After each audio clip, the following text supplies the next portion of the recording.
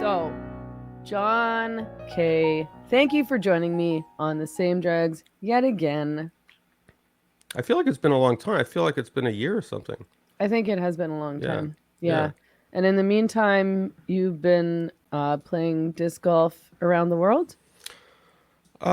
Kind of, yeah. I I think there's a lot of hobbies that people have that they're just like, okay, when the pandemic is over, this is weird, I'm going to stop doing it. Like I think some people had relationships like that. I certainly Totally. I had a sports car like that I promised my family I'd sell when the pandemic ended, and I did. It was like a midlife crisis car, and And then the crisis mysteriously ended as soon as the pandemic was over. Is that what it was happened? um, all that ivermectin cured my crisis. So but disc golf, It killed all the worms in your brain.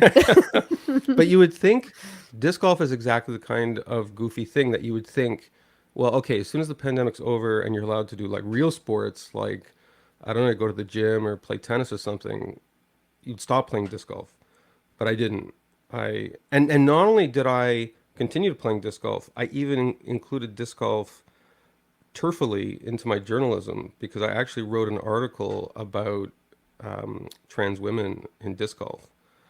You know Um, what? I heard about that. yeah, Somebody messaged me about this uh trans ideology infiltrating. We know that it's been infiltrating sport, but we didn't know that it would infiltrate disc golf, it which is came not in like a under. super, no offense or anything, but it's not like the most popular No, so that's the mainstream weird thing. sport. Okay, so one thing that's very odd about uh, I would say the problem of fairness in female sport is that yes, when Leah Thomas um, made a mess at the NCAA swimming championships, the whole world knew about it because swimming is a high profile, at least at the level of high level collegiate sports or the Olympics. Certainly, people care about who the fastest swimmer in the world is.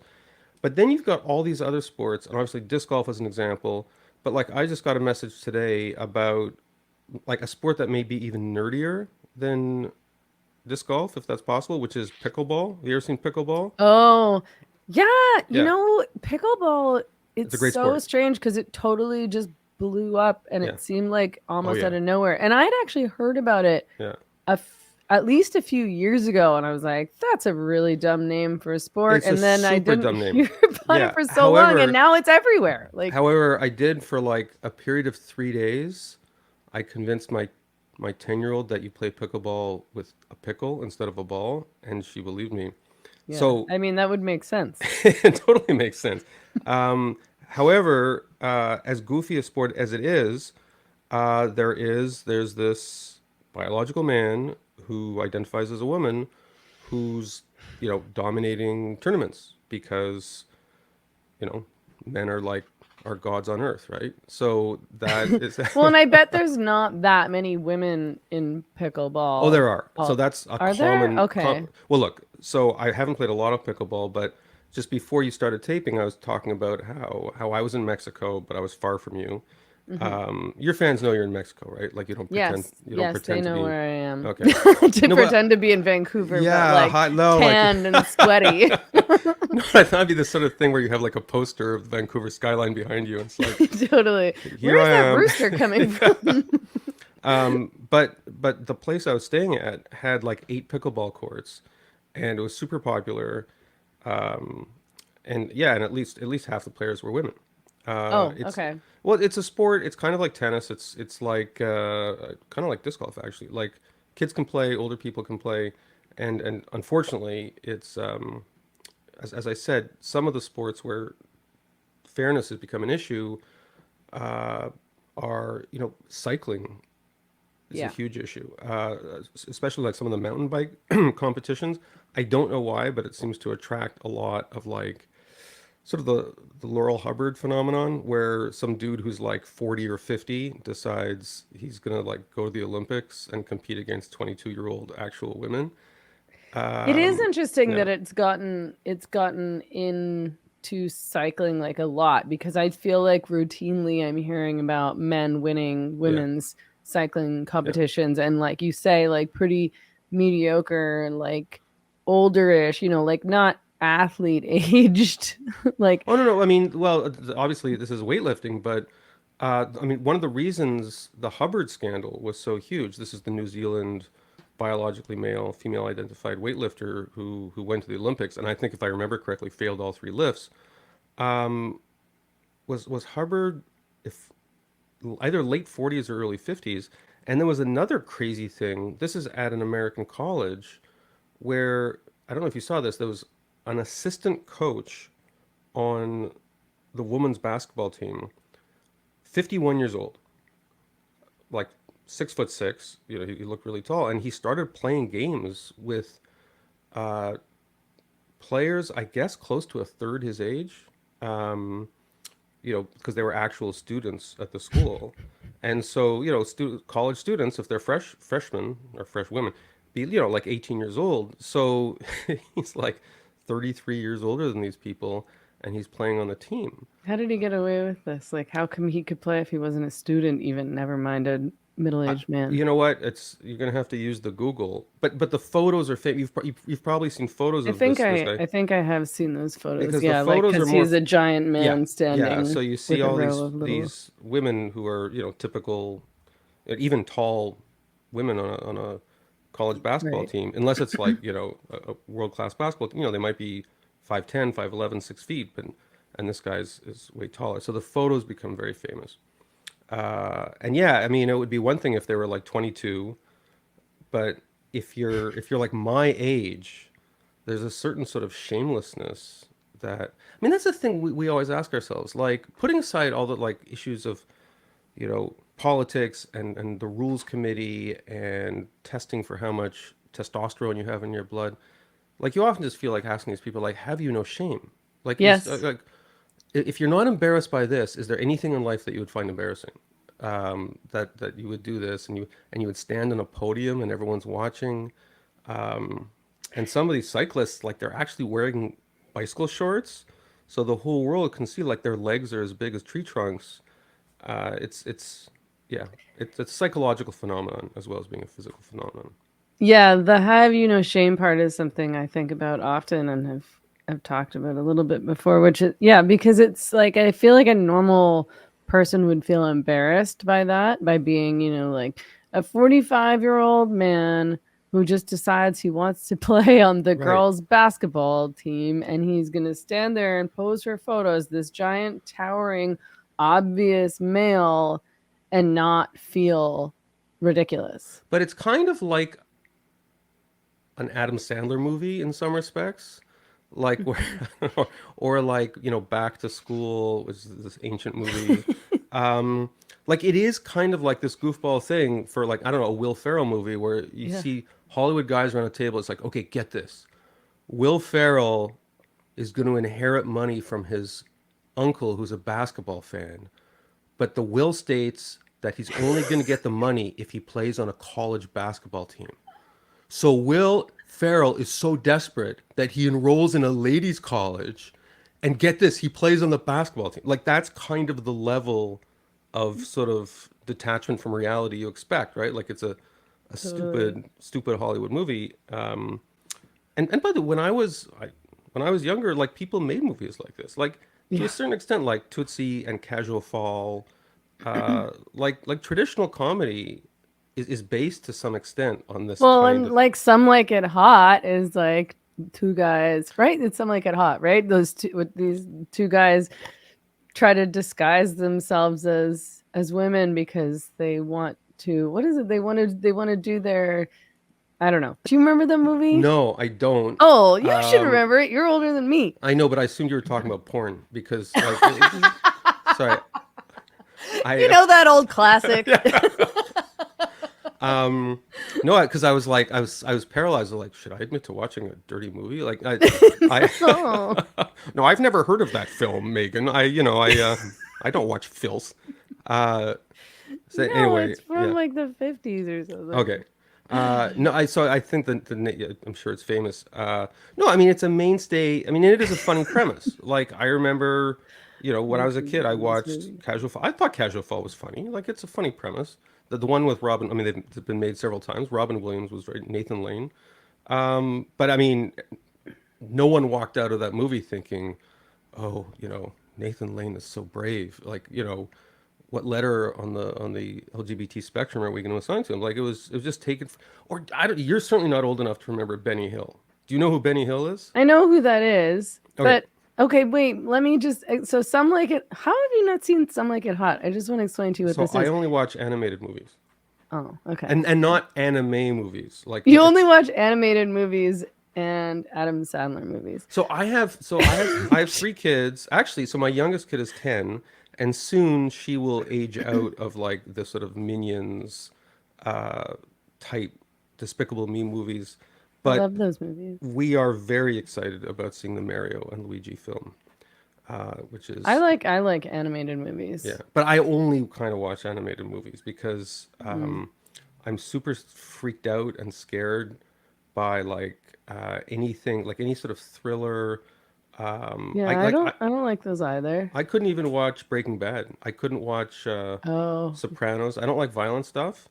Yeah. you didn't watch Sopranos? So I've watched half a season of every great TV series. I watched half a season of 24. I watched half a season of Sopranos. I watched half a season of The Wire. I watched half a season of Breaking Bad You until would like have died if you tried to watch The Walking Dead, by the way. The Walking Dead, when I no. first started watching that, I couldn't sleep for like months. But I always tap I out kept at the watching first though. gross scene. Like Breaking Bad, I tapped out when that bathtub went through the floor, and I was like, "Oh, Mm. that's disgusting. I'm not watching this film again."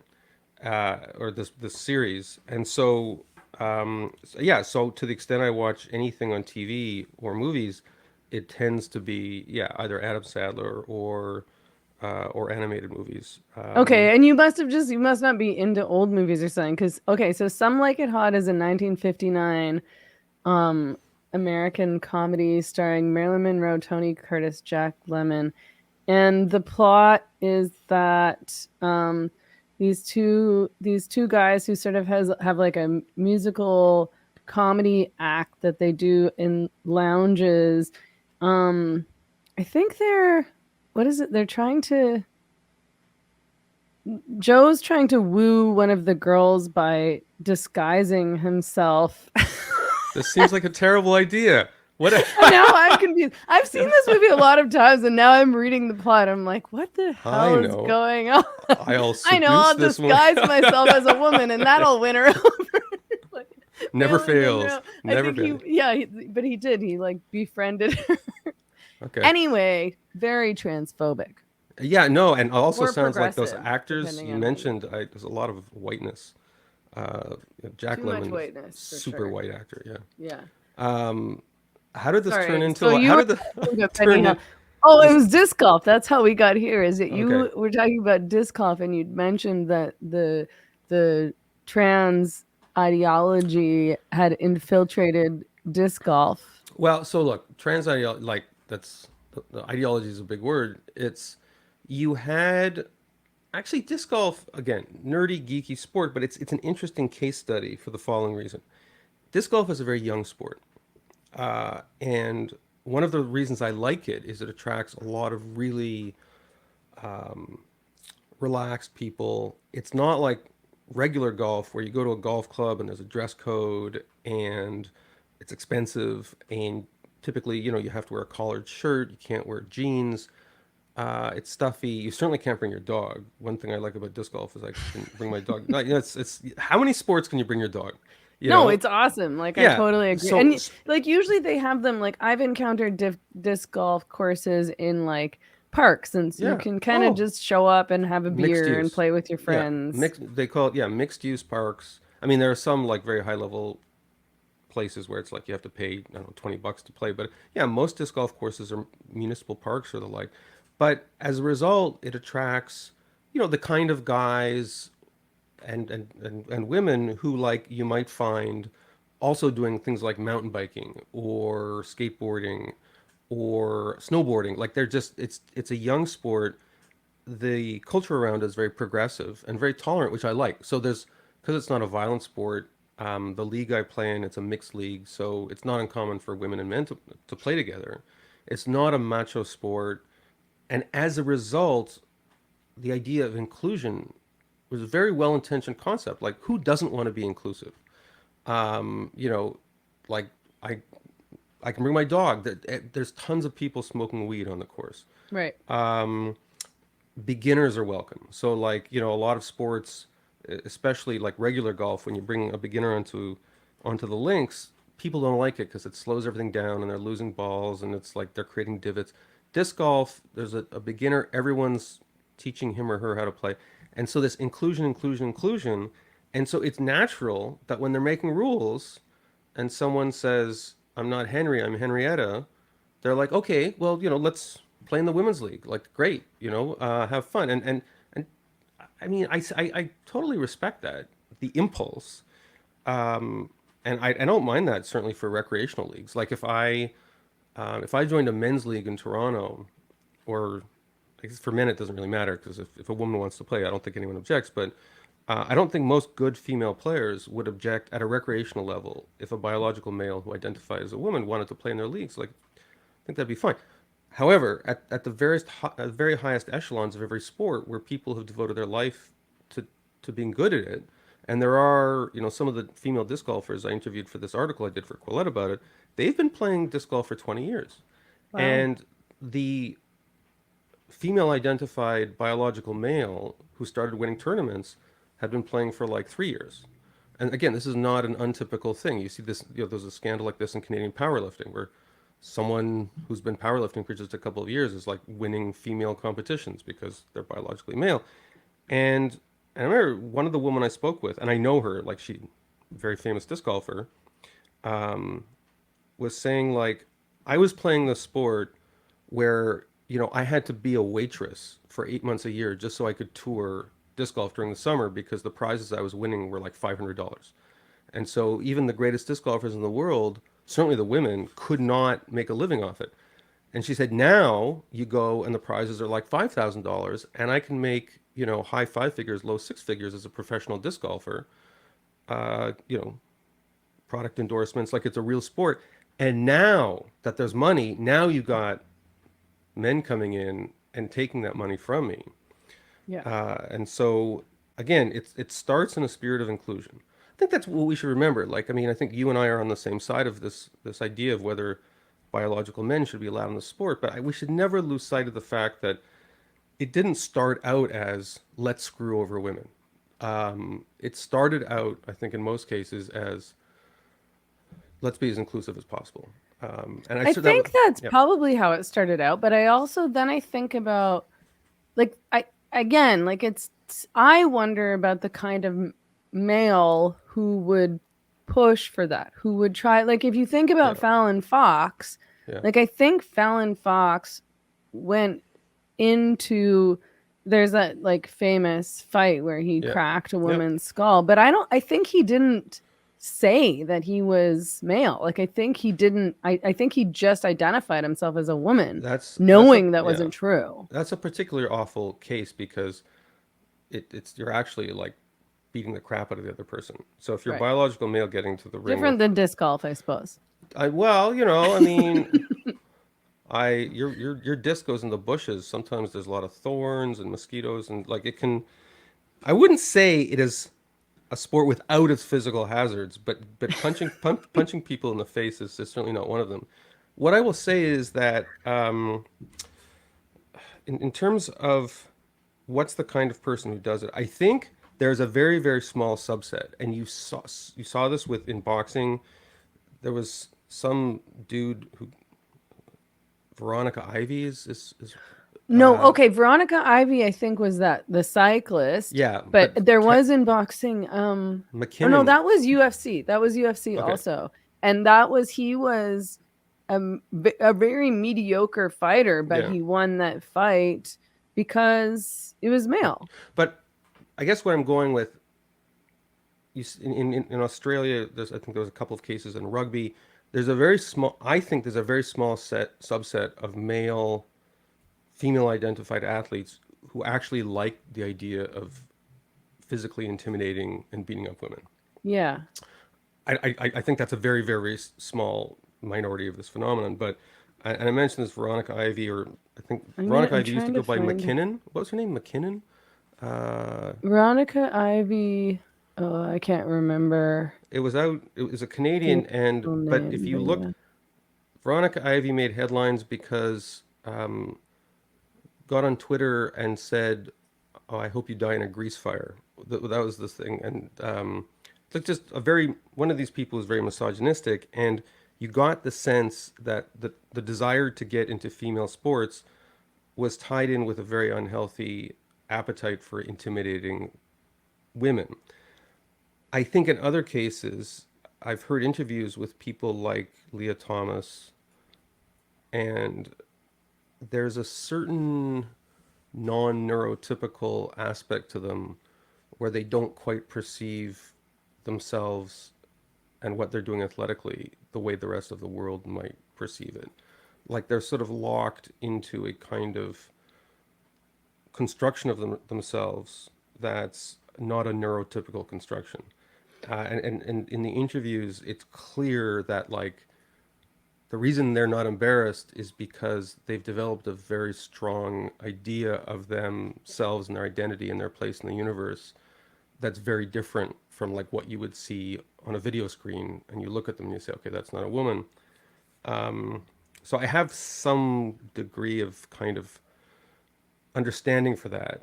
I don't know that they're all autistic, but there's something going on with a lot of these men. I know that one of the characteristics of autism is that you develop extremely strong conceptions about yourself and who you are and your identity, and so there's like a prevalence of autism among ROGD kids. And I think some of these male-bodied athletes who get into female sports, there's some of that. Yeah, I think that some of them genuinely might be confused. That UFC, sorry, the UFC fighter that I was thinking of is named Alana McLaughlin, who I mentioned, who Okay. was like pretty mediocre but won that fight. But I mean, Like but I think Leah Thomas actually thinks they're a woman. Like they, really, well, if you look at the interviews, I mean, there's a certain sort of glassy-eyed quality, but I think these people, I, it's not an act. Like I think they try and convince themselves. But I think it's sincere, which is why when I write these articles, I try never to cast aspersions on the athletes, mm, because if the rules allow you to do something, if a rules committee says you're allowed to compete as a woman, even though you're male, you're not breaking the rules. Whenever I write journalism about the subject, I'm always directing my certainly my curiosity, my critique, my understanding of how these situations came to transpire at the people who are making decisions.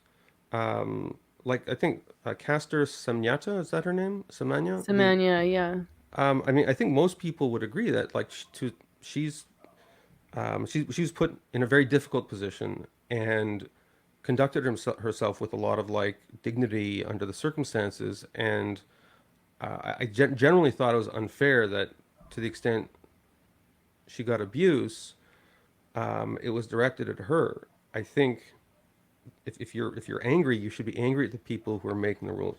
If the rules committee says, yes, you know, you're allowed to strap an airplane engine to your back when you run the 100-meter sprint, and you do it and win, you can't blame that person for taking advantage of a dumb yeah. rule. Well, I mean, I Like, yeah, suppose it would be comparable to saying like you do allow doping. Like it's like sure you can take this much testosterone and still compete. Then probably a lot of people would do it. oh God. I remember it was a long time ago. The lengths people will go to put a medal around their neck are just incredible. Because often it's not money. Like, I remember it was ages ago, but I saw this documentary about guys who were on testosterone. They were in some kind of like crazy power. Those competitions where like it's how muscular you are. Like a Like, bodybuilding yeah, it's competition. like they're like I think Yeah. they literally like grease their bodies and they appear on stage and they flex and Yeah, and they do really weird diets and they dehydrate it's themselves crazy. and Yeah, they get yeah, fake tans because yeah. it accentuates their muscles and it's pretty strange. Yeah. Well, I was more detailed than I knew, but thank you. That was. I'm not sure why I know that. But the thing that I remembered was that I remember a person being interviewed on one of those documentaries, and was asked about the life-threatening effects of these steroids.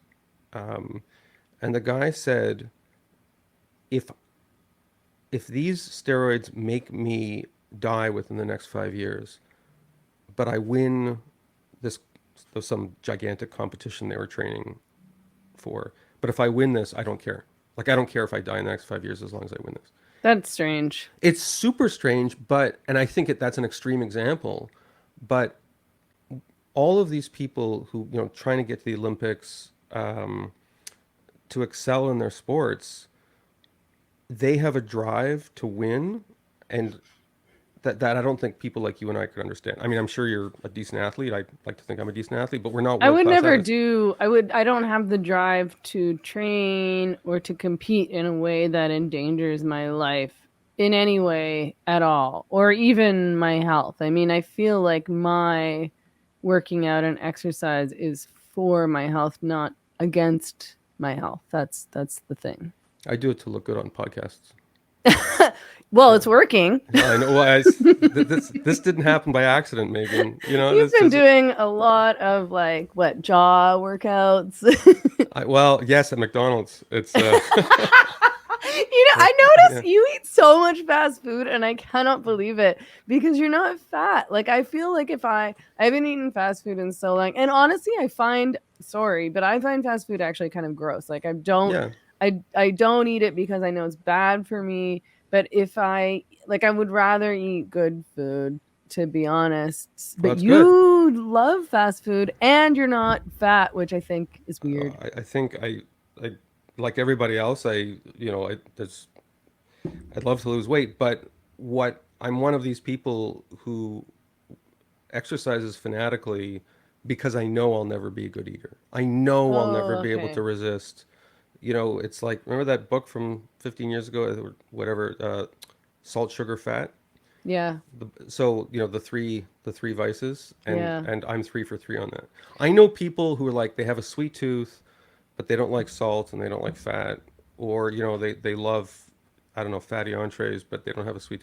For me, it's all three, and so I have to exercise compulsively, just to tread water. So Uh, how much do you exercise? Like what are you doing? um, so I really got into Peloton over Okay. over the holidays. So you're doing a Before lot of cardio. So I was kind of a compulsive tennis player before COVID. Like I was fairly competitive in my age group, at one point even provincially. And then when that ended for me, it was I became obsessed with Peloton. Disc golf isn't exactly an aerobic sport, but if you can hike around outside for 3 or 4 hours, it's certainly better than being at your desk. Hmm. You know what? It sounds corny, but the health advice they give people who are in their like 30s, 40s, 50s, it sounds stupid. Get a dog. Because if you Mm. have a dog who requires a lot of exercise and it's like 3 p.m. and that dog is staring at you and maybe you walk the dog in the morning but it hasn't had like real exercise, that often is what it takes for you to say, you know what, I'm going to finish this work in the evening. I'm going to go to the park, and like I live near the Ravine here in Toronto, which is great. So like I'll go with my dog for a 2 hour hike, up and down. And again, it's not Olympic training, but I know so many people who during COVID didn't do anything because whatever their Yeah. favorite thing was, their favorite thing was closed. And they said, well, if I can't do my favorite thing, whether it's going to the gym or whether it's, I don't know, Zumba size or whatever the hell they did, I'm just going to do nothing. And I'm just and those are the people, unfortunately, who A lot of people got really fat over yeah, COVID. yeah, Yeah. yeah. I mean, I love pasta and I love cake, so I also have to work out because otherwise I wouldn't be able to eat those Well, things or I you're would in be fatter. Mexico But where the food is amazing. yeah, there's lots Um, of good food. so do I'm you speak nice. Spanish now? Uno, dos, tres, Okay, cuatro, yeah, cinco. right, okay. I can. My Spanish is not great, but I can like order my food and stuff that I want, and I can operate at like the tienda, like at the little stores, and I can count to, I would say, 50. All right. Uh, This is like Dora the Explorer Spanish. That's it's yeah. more than I used to I know. kind of meant more like beyond Conversational? yeah. God, no. No? I Okay. mean, I thought I would sort of pick that up, but it's much harder than I anticipated because you like it's like one thing for me to be able to say a sentence, but it's another thing for me to be able to understand when somebody You look more Spanish though. replies. You look more Spanish. Is that like this thing with no, with your hair going up? That feels kind of like Oh, that's just because my hair is sweaty. oh, I thought it was like an homage to like the flamenco tradition or something. Or No, no? it's Okay. just dirty. Yeah, Okay. I just didn't wash it after the gym Well, today. that's disgusting. Yeah.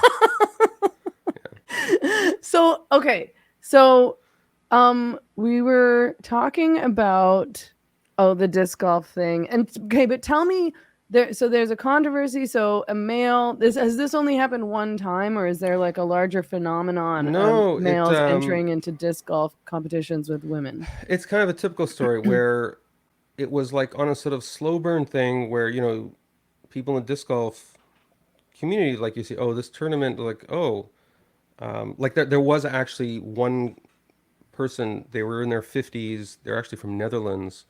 Not only were they winning age tournaments, but they actually joined the board of directors of the governing body of U.S. professional disc golf. And this is not an uncommon phenomenon. Like we dudes are good at taking over organizations when we're Really motivated, right? good, yeah. Super good. Uh, and again, this person following the rules, but like, once you're on the board of directors, then it becomes difficult. Then it becomes more personal because if then they set rules that are restrictive in regard to trans people, well, there's a trans person on the board and we're not being inclusive. But then where the rubber really hit the road was the highest elite level female tournaments. There was a biologically male player who started winning them. And what's interesting is as soon as that happened, things moved very quickly, and disc golf actually set what I think is a really good rule. They said, at lower levels, sure, go nuts, but at higher levels, pretty much if you've gone through male puberty, you're not going to play disc golf. And Oh, actually, that's impressive. it was impressive, and it's not what people expected because, again, it's sort of this sort of like, touchy feely sport, like kind of like ultimate frisbee or snowboarding, where it's like you expected they wouldn't be hard ass about it, but they were, and I was really surprised. You know what the key was, and I'd love to see this done in every organization, is they sent out an anonymous survey to all their members, to tens of thousands of people. And it was anonymously. It wasn't like, who in this room wants to deny Just trans stand people? up Yeah, in yeah, front of yeah, everyone yeah. And it's and like, yeah, and explain how transphobic they are yeah, and maybe get fired. and I'd stand up and you'd stand up. And I know you would because I was at Laurier or outside of Laurier when you came there a couple of years ago. And to your credit, you've gone on speaking tours and you've been that person in the room. But not everybody wants to be that person in the room. And I interviewed female disc golfers, like some of the greatest female disc golfers in the world, and they said, you say, well, why don't you speak out? And they said, look, John, let's say I speak out and nothing happens.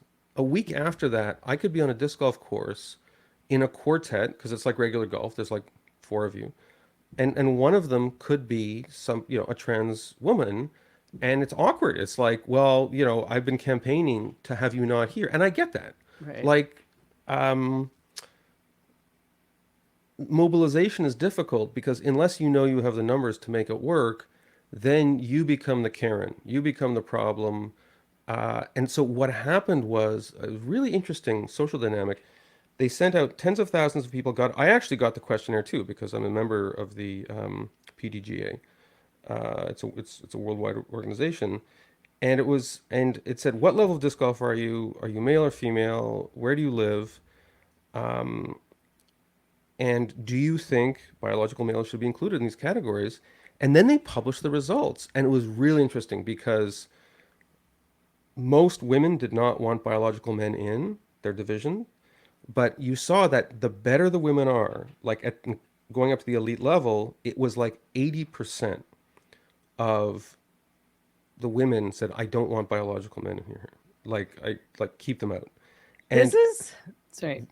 but I'm just saying this was an eye opener for me Yeah. because who would have thought this sport would be like established best practices for canvassing the opinions of people? Yeah. Because again, that's not usually the way it works. Usually the way it works is like, well, we had our general meeting and like, well, transphobes come up and grab the microphone. Oh, no one's giving a speech. I guess everyone loves the status quo.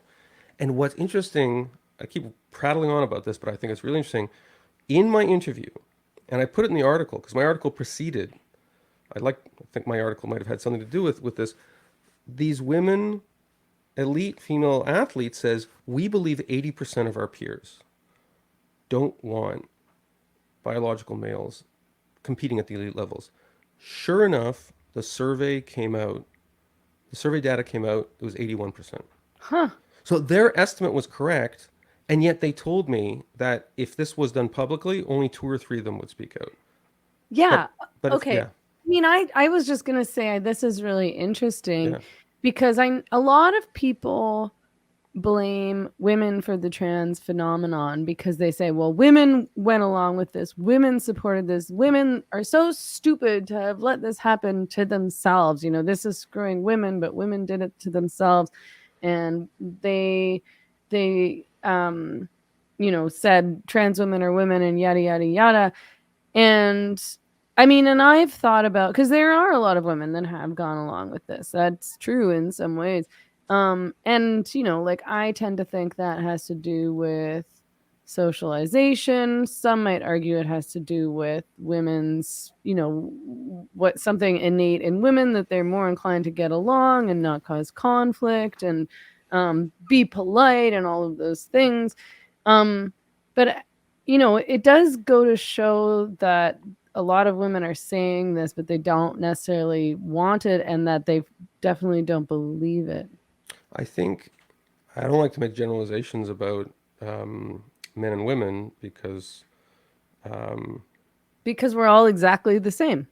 yes, There's because no difference there were between no us. different. Yeah, it just um, And so, how could you ever know that there was any difference between a yeah, man and a woman? yeah. Can't make No, that's generalizations. absolutely not the reason. So, well, I mean, the one reason is because for me it's kind of complicated.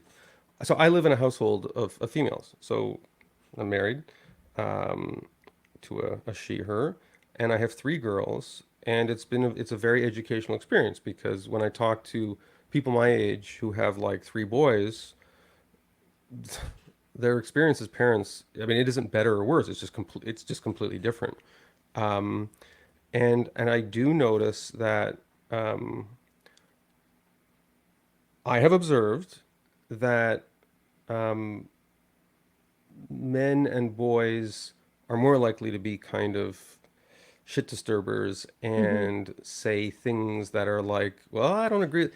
I think maybe certainly at the age of students and athletes, because a lot of the phenomena we're talking about are collegiate phenomena, like, university sports, or most athletes are young, they're in their 20s. I would say I've noticed that maybe women are a little bit more likely to endorse what I would call the 50% plus one consensus. So if like 55% of the people in the room are like voting one way, maybe they're more motivated than the man, because the man might think, well, I can attract attention to myself and become this like, uh, firebrand rebel type dude if I just like buck the trend and go my own way. That impulse, for whatever reason, socialization or genetics, is more blunted in women. And so I have talked about this kind of stuff with you know people in my family, and it's interesting because often they will say, this is my wider circle of female friends and family members. They'll say, well, of course it's ridiculous to have a biological male weightlifting. Hmm. Like that makes no sense, and they recognize it. But then if at their school they have a, a, a trans person come in for like one of the 17 holidays devoted to trans people to give an inspirational speech, they will be there and they'll be clapping and they'll be inspired by it because they're in a room full of people who are also clapping and say they're inspired by it. Like they join in the kind of rituals of affirmation that are part of the cult of inclusion. Mm-hmm. And so they're torn because if you talk to them individually, they're not ignorant. Like they know the science, they know it's ridiculous, but a big part of their life are about rituals of inclusion. Social life, social media. Someone puts on their Instagram, oh, isn't it amazing? A drag queen came to our school and taught us all about dildos or like whatever. And there's like, well, 47 of my friends put heart symbols on it, so I guess I should put a heart symbol on it. But then you Yeah. talk to them I'm and so, supposed to like this. yeah, Okay. no, it is. It's like, well, there's rainbows and it's kind of looks like My Little Pony and I guess, Cool. whatever. Open minded. It's on the CBC. Inclusivity. Yeah. Diversity. Um, so so as a result, and by the way, I do that stuff too. Like, and maybe not on the subject, but um, I mean, I like things that I don't really like just to be nice on the internet, but usually it's like a picture of somebody's face or them doing something that I think is stupid, and I'm like, oh, this is stupid. I'm not going to like it, and then I feel guilty, so I like it anyway. Sorry, people, I don't like all of your faces and activities. for me, it's more like getting swept up in, like Or like, sorry. the Olympics or something like that. Like, have you ever been like watching the Olympics and it's some stupid sport and you're like, just like, yes, Canada won tetherball, and like you just like you That's never want happened to me. No. no, but you want this like you see everyone else cheering for it, and so you cheer for it. Um, and a lot of the rituals of inclusion are structured like that, where they're like rallies or like the I am jazz stuff, where like at the end everyone's kind of like clapping and you see people crying. Like, have you ever seen these videos on Tumblr where I mean they're mortifying, but they're supposed to be inspiring, where like some confused looking 16-year-old girl with blue hair and a bad fitting t-shirt gets up in front of like a county fair and tells everyone she's non-binary Mm. and like everyone claps and she starts crying and then goes and hugs her mom. Like there's like 100 videos like that I've Yeah, been and sent. you're like, what are people feeling inspired by exactly I with look this at it and I say girl? this is so cringe, but if I were there, Megan, I'd probably be clapping. I because we're human beings and maybe women more than men, I don't know, but men certainly aren't immune to it. They, you see people being supportive and exhibiting like a positive emotion. Like we all like bonding rituals. We all like the idea of feeling we're in a community. Right. I mean, that's what's exciting about watching sports is that like everybody's cheering for something together and it does feel exciting. And I don't care about sports really almost at all. But if I'm at like some sports event, then I will kind of get into it because But that's you a fun care thing about to being do. in a tribe. Like, Sure. I will say that, I mean, with regard to the cheering for like a non binary girl or like whatever the cause is, I do think that women are more inclined to do that. And I say that as a woman and as a woman who's like gets annoyed by other women doing this all the time because I feel that I'm expected to do it also, and I'm not really that kind of person. well, that's it's a nurturing thing, and we And all I'm not agree. very nurturing. Oh no, we all agree that you don't have to waste bandwidth saying that. Yeah, it's. I No, mean, the other yeah. thing I was gonna say that I like without meaning it is people's babies. People post a baby and I'm like, ugh. And then I'm like, oh, I feel bad. I should like it, but I'm Okay. doing it just to be nice. I don't really like your baby. Okay. So that Okay. describes my Again, personality pretty many, much thoroughly. much information. So, look, the baby thing, I get it. It's like I was like that until I had my own kids. Um, but the tribal thing is important because my theory was when people analyze what happened during COVID, because during COVID everything shut up, mental illness shut up. People thinking that they're non-binary shut up, people thinking they have ADHD. I talked to a psychiatrist. You know what he was saying? Forget the gender stuff. He's got kids coming into his office. This is actually someone I played tennis with in Mexico. The place I was at was full of Canadians, and half of them were doctors. So he's a child psychiatrist, and he said there's this explosion of kids who think they have Tourette's. I And noticed that yeah, and recently. and Isn't that so weird? and this happened during COVID because what happens is, again, everyone wants to feel like they're a tribe. So it's like, well, I'm team non-binary. You don't get it because you're not binary. Like people on my team get it. It's like, well, I'm on team trans. Well, I'm on team this. I'm on team that. And it's always like this sort of obsession with the idea of like you don't get what it's like to be BIPOC, or you don't get what it's like to be four spirited. And I have a theory that a lot of, obviously not all of it, but a lot of it is based on the fact that our normal tribal identifiers, including professional sports, weren't available.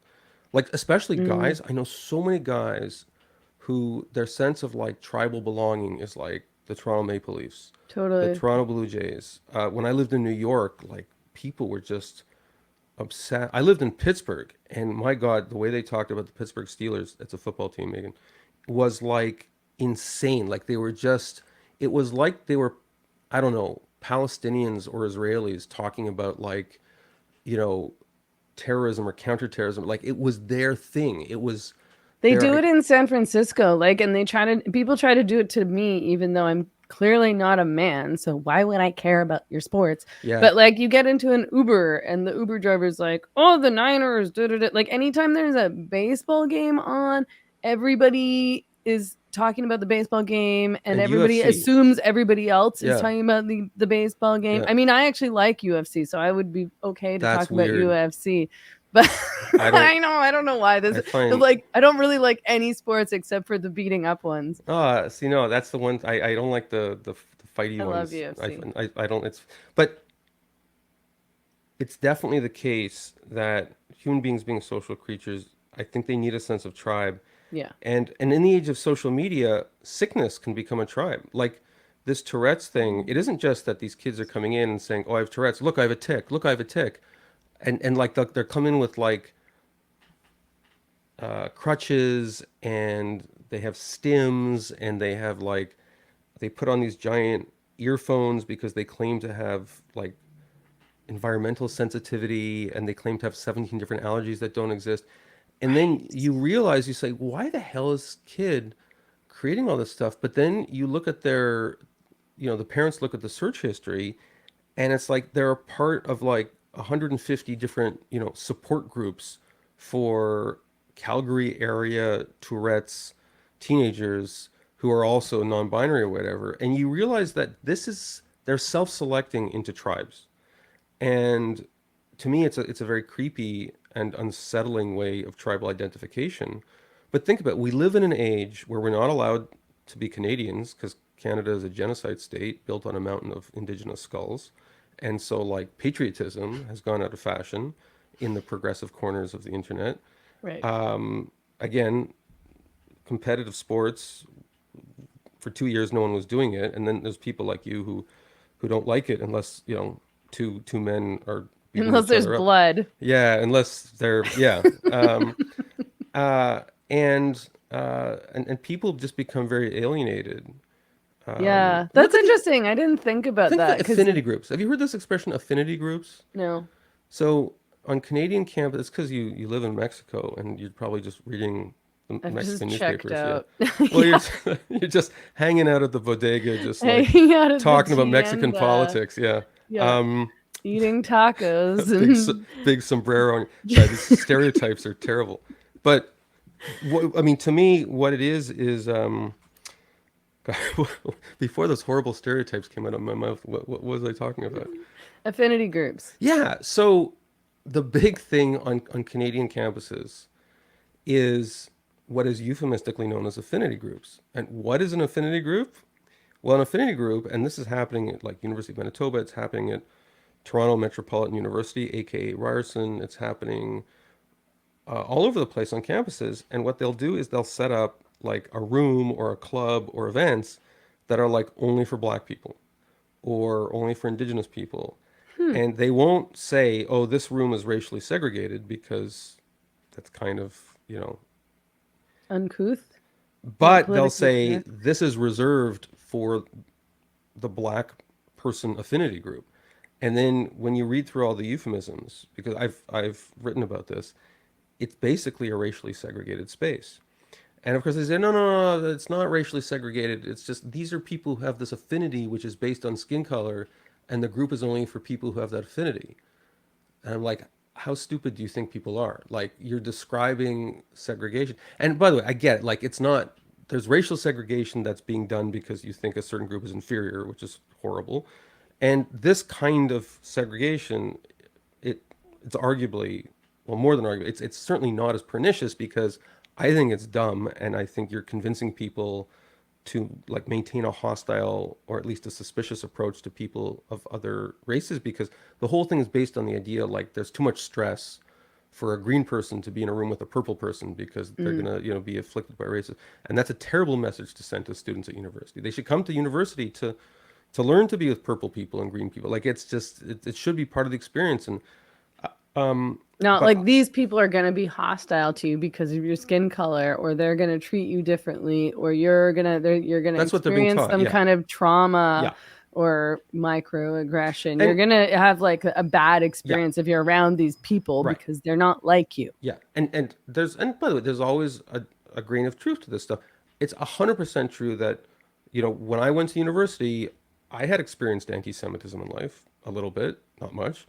I doubt there's an Indigenous person in Canada who, by the time they get to university, hasn't experienced some kind of anti-Indigenous racism. Racist, it happens. Like I'm not one of these people who like thinks racism was, the forces of racism were defeated. When the Civil Rights Bill was signed. Like it's racism is part of the human condition, unfortunately. Yeah. However, I don't think it's a good way to deal with racism by telling people, stick with your kind. And again, that's a very toxic kind of tribalism. Mm. It's the kind of tribalism that says you can identify a person you can trust and with whom you can feel safe because they look like you. Like that's screwed up. And I don't care whether you call it an affinity group or you say, well, it's an enhanced diversity initiative. You sometimes hear language like this. I mean, it's just these are euphemisms for telling people to hang out with their race. And like the least the least interesting component of a person is their skin color.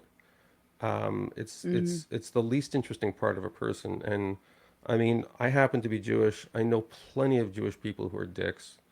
I know plenty of Jewish people who are wonderful people.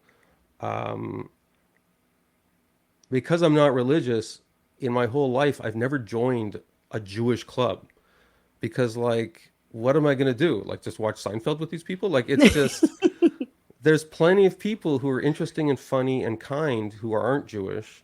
And there's enough people who are Jewish and are super annoying that, like, again, if I were super religious, of course I would join a Jewish group. It's called a synagogue. And I would go there every Saturday and I would pray.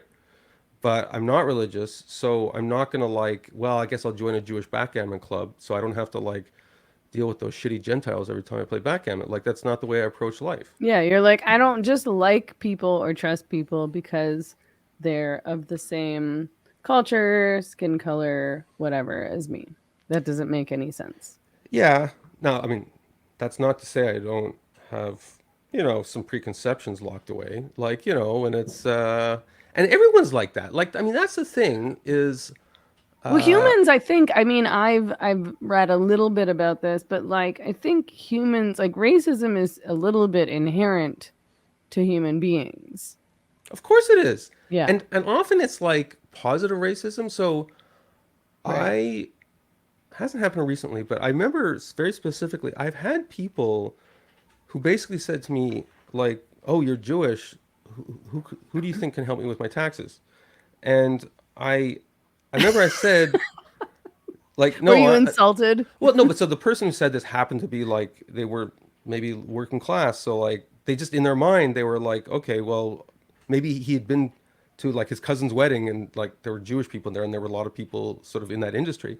But it was interesting because when he said it, at first I was like offended, but then I was like, actually, I know a ton of people who can help you. And You asked the right guy. like, no, because I worked when I was a lawyer, I worked at a tax law firm in New York, and it's true, like most of the people there were Jewish. It was our thing.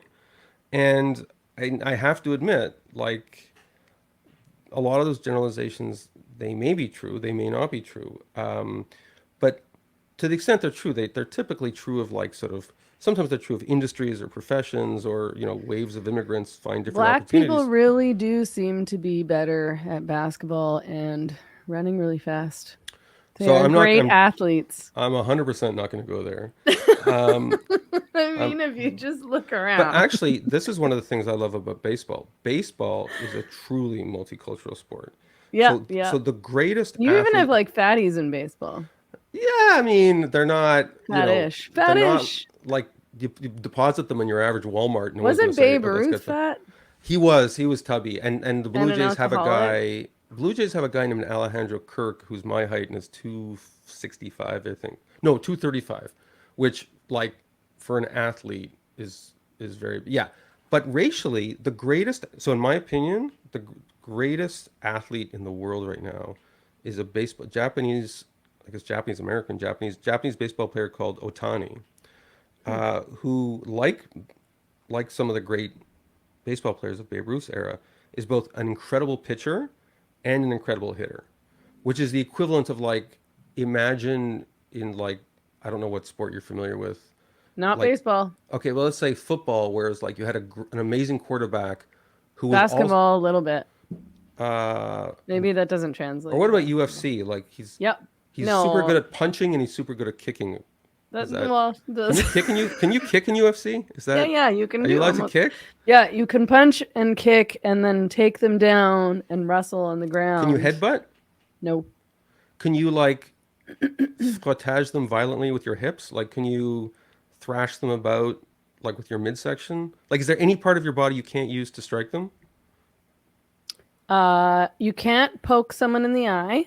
You can't headbutt them. You can't bite. But you can do a lot of other I stuff. I find it unsettling that you have to specify those things. Like, because I would just, you I shouldn't mean, I even have don't. to say those things. This is basic. Most of that's just based on like observing. Like I've seen a fight get shut down because a guy got poked in the eye, and I don't even think that was intentional. But Can you his eye was. tickle? Can you tickle? I hope not. I Like, if you hate have the like tickling guy, is like the I worst know, kind of torture. but that's to me that would be the way to get me to tap out. Like, it's just, I I don't know if that's specifically illegal, but I bet if somebody tried it, it would be considered offside. Okay, but so anyway, this guy is a one in a million Yeah. baseball No, but player, I'm saying right? baseball. So on an average evening of baseball, you will often see incredible players who happen to be of East Asian origin. You will have many great black players. The Spanish-speaking world has produced, probably on a per capita basis, more great baseball players in recent decades than any other part of the world. Yeah, and you'll see guys who look like me. Um, Yeah. and it's one of the reasons. I was at the baseball game 2 days ago, and it was Jackie Robinson Day, and even you know who Jackie Robinson is, right? He broke the color barrier. He's, you know, first black player admitted into. Well, I know I'm going to get this wrong, into the major league ranks. You know, defeat when segregation was lifted, and his number was retired not just for any one team. He played for the Dodgers, but for all of baseball. And he played for Montreal, played for the Montreal Maroons briefly. Hmm. And I happened to be at the stadium, Toronto, watching the Blue Jays, and it was a sellout crowd. It was like 40,000 people, and everyone was like cheering for Jackie Robinson's memory and cheering for everyone there loved baseball. The Toronto Blue Jays, very multicultural team, um, and like it's just this incredible feeling. And I was just thinking, we're here applauding the destruction of the color barrier in baseball. Like, everyone in this stadium who's cheering recognizes that segregation was this evil thing. And these are ordinary people I'm surrounded by. Like, they're not like Twitter people. But then, you look on Twitter, or you look not just on Twitter, but like in Canadian universities and stuff, and they're going in the opposite direction. They're talking about affinity groups, and they're talking about becoming like more insular, and it actually, I find it upsetting that some of the smartest, most hyper-educated people in our society have such short historical memories. They have short historical memories for the advances of feminism They've short Yeah. historical memories for the advances of liberalism. They're all convinced that like liberalism is a dead end and like due process and free speech, that's all just white supremacist bullshit. Like, you Not know, so long ago, that was like the reason that that's yeah. the civil Yeah. rights movement was successful was because But of they're free also speech. like they've had enough with racial integration because like, segregation in society is so awesome. And it's sad because I don't think that like these progressive elites who podcasts like this we come on and we bash these people, but they're not dumb. I mean, like, they're smart, well-intentioned people. But on many of the subjects that I've been rambling about, they're just they they have staked out anti-liberal positions that fly in the face of important historical lessons because of this is just the way the ideological fashions are swinging. Hmm. Intersectional feminism. No one would look at me as an expert on feminism, but I can safely say that intersectional feminism is bullshit to the extent that it teaches us that, you know, Fallon Fox gets into a ring and gets to beat the crap out of women. Like it's just there's Right. And intersectional feminism really pushed the woman part out of feminism. You know, feminism was supposed to be about the women's rights movement, and then it became this ideology, and then it became intersectionality and postmodernism so and gender theory. And is intersectional feminism, I don't even know this. Does it count as a wave? Because you know how like feminism comes in waves and I always get them confused. intersectionality was a part of the third wave, like a big part of the But how third many wave. waves Like how many waves are we up to? three. We're still in three. From what as far as I'm concerned, and I know a lot about feminism, I have some degrees in it. Yeah, Um, I mean, some people like to talk about like a fourth wave, but that's not really how the waves worked. Like first wave feminism, as we know, was about the suffragettes and the vote, and also about property rights and things like that. The second wave, which was, of course, the 60s and 70s, ended in the early 80s. And that was about reproductive rights and like sexual harassment in the workplace and rape. And then there was also the radical feminist movement began around then. So then there was some stuff around pornography and stuff around like beauty standards.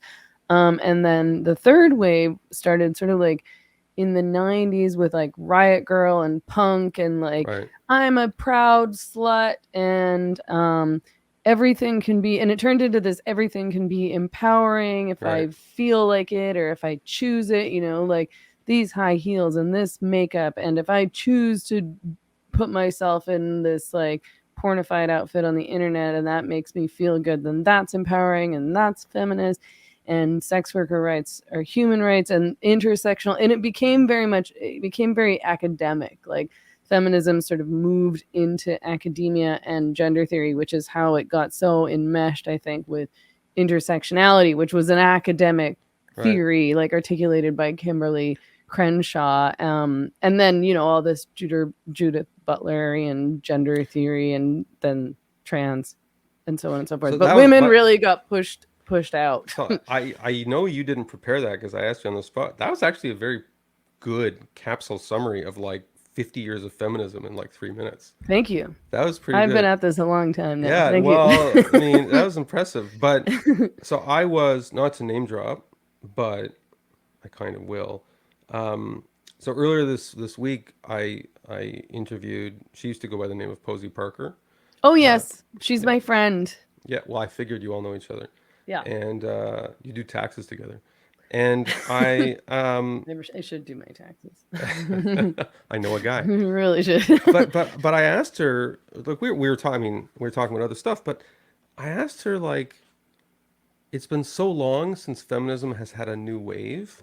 Why don't you and her like just say fuck it? We're fourth wave or we're fifth wave or like if or declare intersectionality and that whole like trans woman stuff, maybe say that's the fourth wave and create a fifth wave.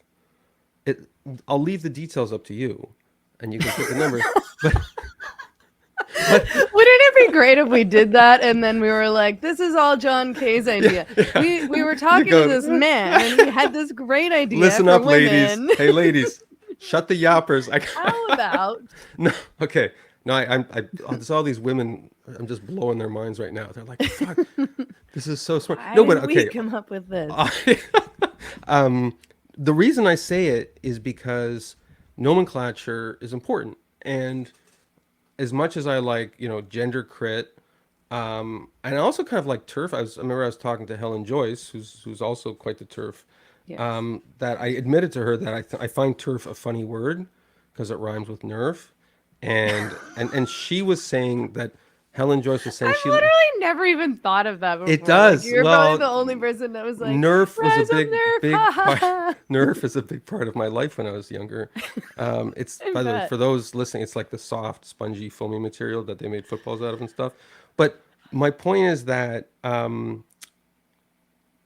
you don't have like a really good name. I mean, gender crit sounds very academic because I've never liked gender the word critical critical. in it, so Like it I sounds don't identify pretentious. myself as gender critical. I It's don't like to pretentious. say like the gender critical. It does. It's because it's It sounds academic, right? pretentious, yeah. And And but also, also like it's not to me. That's really not the essence of what I'm saying right. anyway. Maybe it's the essence of what some people are saying, but I don't think it's really that's not the point. And when you The have the point word is gender in it, material you're playing their game. reality and women and Yeah. like what's a woman and what's a Yeah. man and why do women need some spaces where men aren't allowed in. It's not I mean, yeah, we're critical of gender identity ideology, but like the point is less gender than it is. As soon as you have the word gender in it, you're playing their game, right?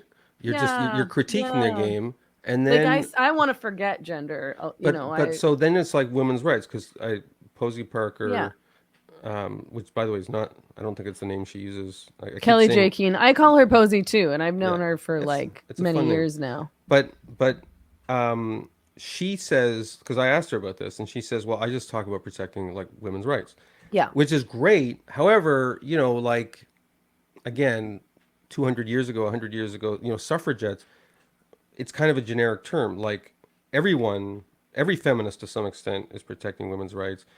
It's just But that they're not. the threat to women's rights is different, is very different now. I I mean, mean, obviously, I yeah, feel like I've rejected the term feminism in a lot of ways, and I've started similarly to what Posey says.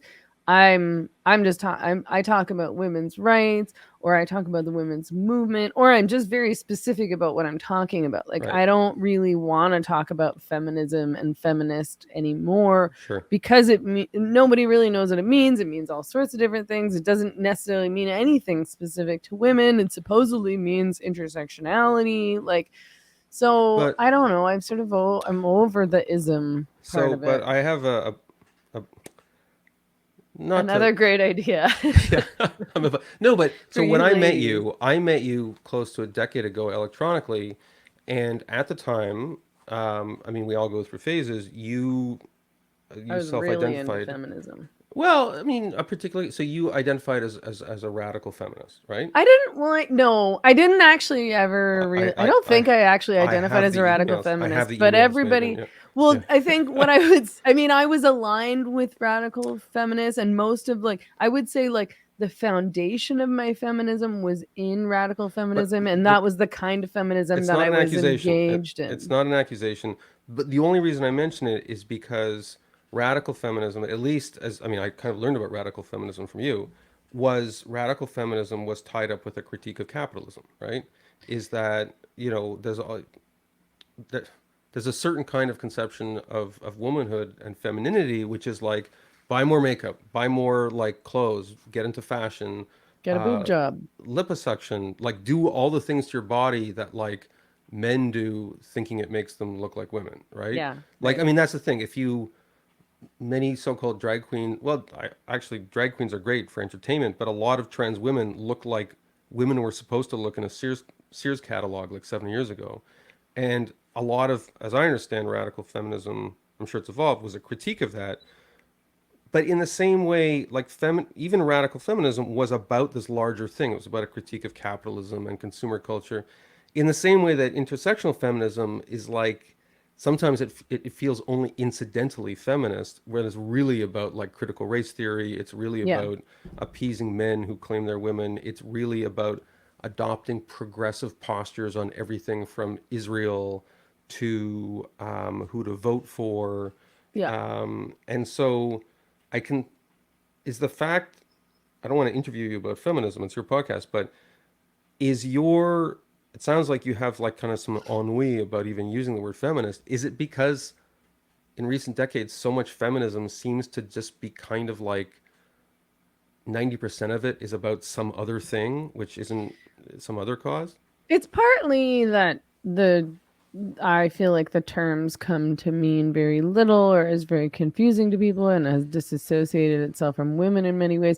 But it's also that, like, I don't want to be attached to an ideology and I don't want my view of the world and my analysis and my understanding of what's going on to be driven by an ism. Like, I just want it to be driven by what makes the most sense, and maybe what's the most ethical. So, I just started to find it limiting, honestly, which is funny because, like, I don't know, 5 or 10 years ago, if somebody had said that, I would have been really angry. It's like, I don't want to be boxed in, but I don't want to be boxed in. I want to be able to, like, think what I think and support policies that I think are good policies and question things without, and, talk to whoever I want to talk to without being accused of not being a, like, good feminist, which I was all the time. And so at a certain point, I was like, okay, well, then I'm not. And now can I just do what I want to do and So, think how I want to think? how do And the I found Mexican, that feminists are like very into purity politics and right? very into like the policing of what other women and other feminists are doing. And they're very into cancel culture, even the turfy gender critical ones. So Yeah. they just have they don't like the gender identity ideology stuff and they don't want to be canceled over that, but they'll cancel other people for all these other, you're a racist, like you align with these men who are, according to me, a misogynist, and that's an anti-feminist view, or you're a capitalist, yada yada yada. And I don't like that. You know, if women are incapable of leading this movement, I'm putting myself forward. I so can I ask, actually can I Sounds ask, like you guys need a leader. man, these these women need someone with a level head. But what has Mexico taught you about these ideas? Like, I mean, I assume it's kind of like any other. I'm guessing many of your friends are English speakers from Canada, the United States. But like, have you? How do Mexicans do feminism?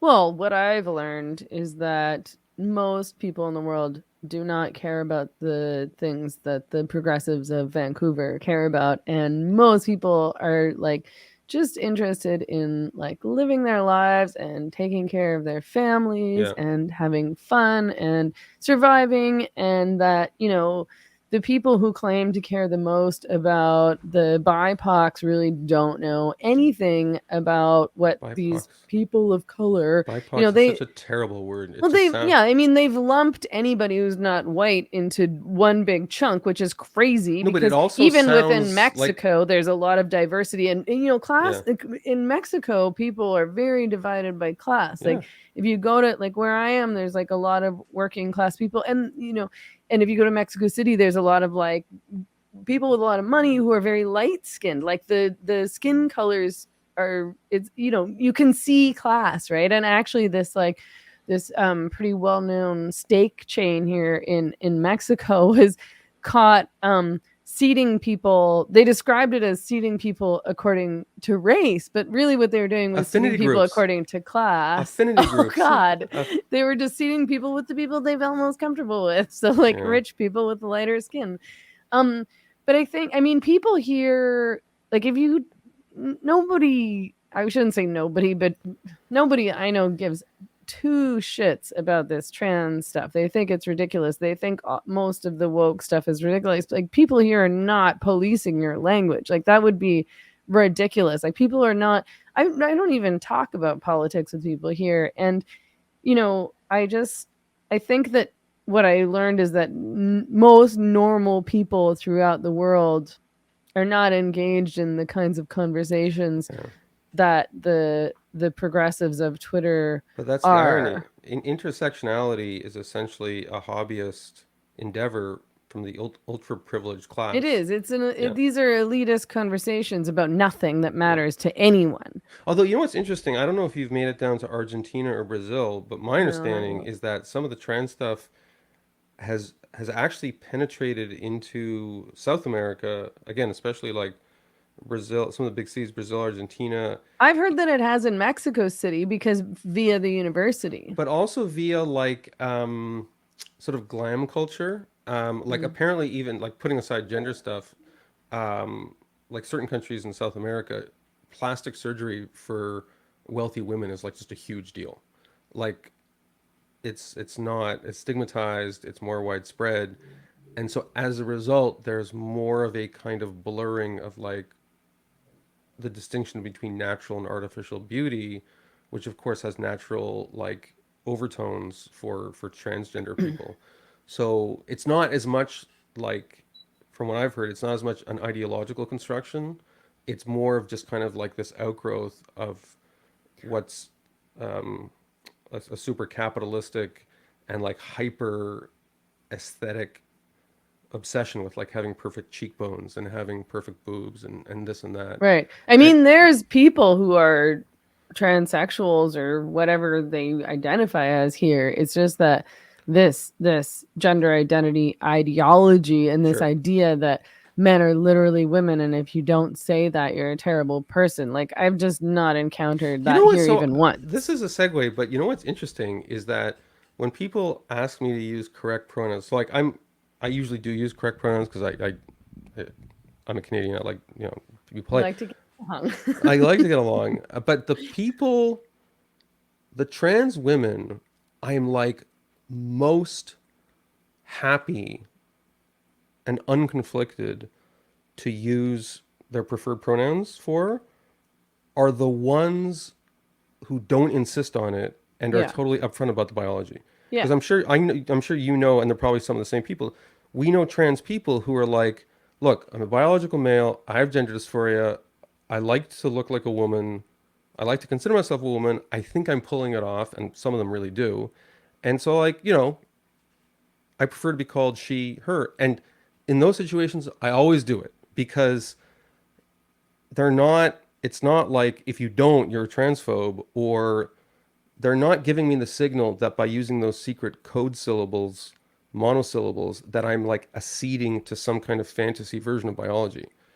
And that makes me paradoxically want to be more conciliatory and I want to be polite to them. When I don't want to use correct pronouns is when did you see this video from, I think it was yesterday, something from Britain, where this guy, he's apparently the leader of the trans group, he's wearing like this big pink jumpsuit with this like, Oh he looked yes. he I looked may have even seen you tweet about it. well, cause no, but I was like, because he got on and he was like a debate about trans rights, and there was a woman on, and the first thing did is said, said to her, "What are your pronouns?" And she, said, "I'm not telling you my pronouns," and it became like a whole deal because she properly understood that when you by humoring his request for pronouns, the audience would take it as I am conceding to the premises that govern your ideology. Like it's a Yeah. ritual that says it's like a land acknowledgement that the guy is a real woman. It's like Totally. it's like a lady acknowledgement. But the guy, no, but this is a subplot. The guy looked like a character from Pee Wee's Playhouse. Like he Yeah, and it was strange. no, but there's a weird, and this isn't just about gender. There's like this whole, it's tied in with furries and this obsession with Japanese anime Yeah. and with like timeless youthful like all these dudes are obsessed with like these 14-year-old characters Yeah, from which is Japanese why cartoons. there's all this like talk of girls, right? Like Dylan Mulvaney talked about becoming a girl. Like his Oh, that's like weird. Yeah. route to what did he say? There's something to girlhood. What some whatever amount of days of girlhood, right? And he does a lot of dressing up like a girl. He Yeah. wears like little girl clothes. And And a lot prancing of around. the Yeah. adult Yeah. trans women talk about like being a girl and like girly things and talk about like lady things in these cutesy terms and wear girl outfits. Like it's not really about, being a woman or passing as an adult human female even for a lot of them. It's like this like kid cartoony game. And I think you're like, I think a lot of it comes from the internet. Like, you're right that there is this connection. There's often but this connection to anime and I don't think so. This is the thing I've thought about because do you know the book 18 Months? uh-huh. Uh, Yeah, I sh interviewed Shannon. yeah. So I interviewed Shannon and she came to the Quillette Social in New Orleans.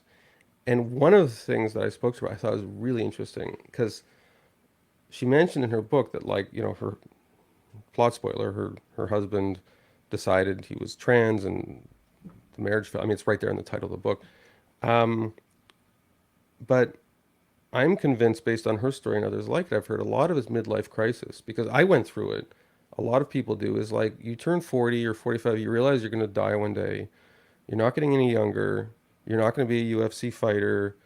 You're not like all these boyhood dreams. You could still be a baseball player though. Maybe, but you're not you see life slipping away. I mean, it's an old story, midlife crisis, and sometimes it makes people do stupid decisions. And one way you could arrest the flow of time is by going out with a 19-year-old bimbo, Yeah. right? Or you become the 19-year-old bimbo. Right. But okay, do you think it's more because it seems like it's men who more commonly have these midlife crises, way more so than women, right? Is that true? Do you think that's true? Oh, And geez, what, you'd have like to. why? I think. I mean, for a lot of men, they've sort of achievement fantasies, dominance fantasies, and often like I can't get hot young chicks anymore. and I mean, I think that part of it is overblown. I think it's about, well, I guess I'm never going to be the alpha male, right? I guess I'm Mm. always going to be the assistant regional director of paper shuffling at like the Midwestern paper shuffling company. Like, I mean, 99% of us have humdrum jobs. Yeah. And so it's like, yeah, I'm never going to be, an actor or like, the jobs you dream of in boyhood, which generally do not involve bureaucracy. Um, but but a lot of it is how do I convince myself that I can turn back or freeze the flow of time? And so it could be the sports car, it could be you know, the mistress, but or it could be like, oh, what if I'm actually like this Dylan Mulvaney.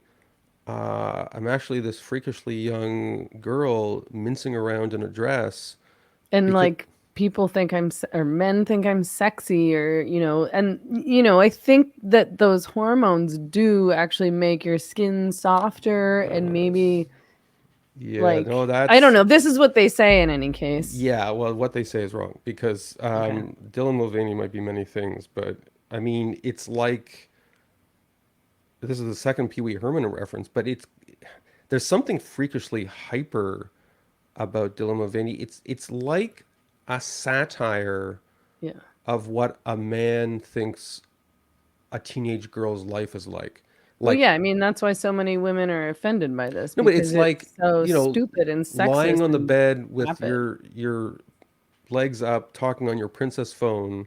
Like Um, having pillow fights. yeah, it's kind of like the way the directors of Grease pictured being a woman was like. Like there's, I mean, but that's the thing. I don't We're know if giggling I don't know if you and we're saw this putting thing. on makeup and look at my outfit. Girls. There was something on Twitter where a trans woman was talking about bragging about how she passed as a woman, and she said, "Oh, I know I passed as a woman because I was in the locker room and a woman asked me to unhook her bra." And all the Oh, comments under give were me a from women who were break. saying like, "Do you think women go around doing that shit?" That would Like, never, it, never happen. You think but a woman doesn't know how to take her own no, but bra it was off? like some porn addict is like, because that's, ooh, help me take off my bra, young man. Like, it's kind of the way a man might think women come on to each other in locker rooms. And it's it's a very male idea. And a lot of the shit is male. Like, a lot of it is just the way they dress, the way they walk. And when drag queens do it, it's funny because it's meant to be a hammy. Like I like drag queen acts. It's fine It's because obviously meant to be super exaggerated. I yeah, really don't. I've never liked drag or drag queen it's acts, fun but because it's I self-aware. understand It was well. that Let me it's put it this way. supposed to be exaggerated and it's Yeah, supposed to be it's funny. self-aware. It's self-aware. And now, by the way, unfortunately, the LGBT, some of the more militant activist aspects of it have kind of taken the fun out of drag queens because in the last 2 or 3 years, drag queen performances have been co-opted as a political statement. Yeah. And like drag queens are like put in front of It's elementary school about kids, breaking the gender which binary is not what and drag. I mean, like obviously, I'm not a drag queen myself. It won't surprise anyone to know, but like even like I one of my writers is this guy Sky Gilbert who he's been a drag queen for 40 years and he's written about drag queens and he wrote a play about drag queens and and he's very upfront. He says like this doing public service announcements at elementary schools and teaching kids about like LGBT inclusion. That's not what drag queens do. Like we entertain people. Um, yeah, it's a performance. yeah, and so it's unfortunate because I think there are a lot. Like I was just in Las Vegas and Drag Race. There's a show. There's like a Drag Race show in Las Vegas. It was very popular, and I think there's probably a lot of like conservative Midwestern people who go to these shows or who watch RuPaul on TV, and it probably does help them become more accepting. And like, not every man has to look like a football player, and not every woman has to look like a cheerleader. Like, Well, and because a lot of these guys are gay guys. sure, So they're and like, yeah, "Oh, okay, this is fun." yeah. This is like, casual fall. It's like, hey, Helen, remember we went to Paris in 1970? This is kind of what it's like. It's like Moulin Rouge, and it does have that vibe, but you kill that vibe when the music stops, the lights go on, and you just say, "Well, we're going to have a political speech now. I'm going to tell you about, Yeah. all the drag queens who have suffered for the cause of trans freedom in the last 10 years, and we're going to light a candle, and then we're going to light, Trans people are being yeah. eradicated. I There's a mean, there's a genocide. genocide of trans people. I shouldn't laugh. Genocide isn't funny, and one But there murder. is no genocide of There's no. trans So I people. mean, So it's okay to look, laugh. the last one murder of any group is too many. We all agree that. But But I there think aren't any murders of trans people in the Canada. last, so I, this is something that's kind of on the tip of my tongue because whenever I'm on social media and people are saying, well, are you aware that there's a genocide of trans people in Canada? And I say, well, the last trans person who's known to have been killed in Canada, I think it was in 2019. I think it was in Toronto. And I remember it because it was around the time you came to speak in Toronto, Megan, and I actually had someone say to me, I wonder if that person was killed because of Megan. And then I Who was learned, one of my foot soldiers. no, no, no, no. I mean, this person was saying, like, I wonder if, like, the climate of genocidal hysteria that Megan Murphy single-handedly stirred up. Like, someone actually did say this to me Oh in a my spirit of god. concern. And then again, one murder too many, but unfortunately, tragic, the circumstances of this killing in Toronto, it happened to be very similar to other killings. It was like, I don't want to go into the details, but it absolutely was not a bunch of people went to a debate and, someone said, well, I'm convinced by Megan Murphy's desire to dehumanize trans people. So let's go out and find someone to brutal. Like, it was I just, think I remember when that happened, and I believe like it was really hard to figure out what had gone down. But as I understood it, it really had nothing to do with the trans no. issue, and it seemed like maybe a drug associated It was a horrible conflict or thing. something like that. Yeah, it was a downtown romantic encounter Oh, right. that after it took place, um, one of the two tried to steal drugs. This all came out at trial, and this is all Mm. contested. But and then there was a fight, and it had all the horrible, tragic, grubby overtones of many random killings like this, where there was drugs involved, there was sex involved, there was poverty involved. There was absolutely no turfiness involved.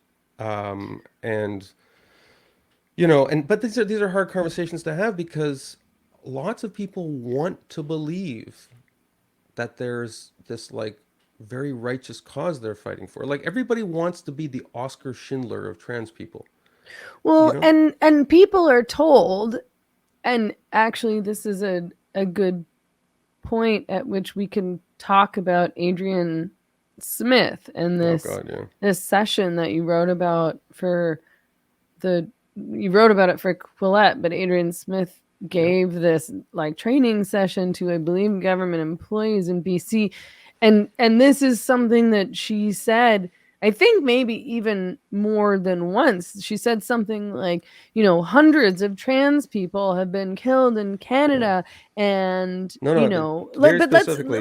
let's actually, but So I, explain what happened there. But maybe before we so get yeah, into so that. this is the ombudsperson's office in British Columbia, and the staff at the ombudsperson's office, there's dozens of them, were getting training on transgender inclusion from Adrian Smith. Adrian Smith is a lawyer um, who who works in downtown Vancouver.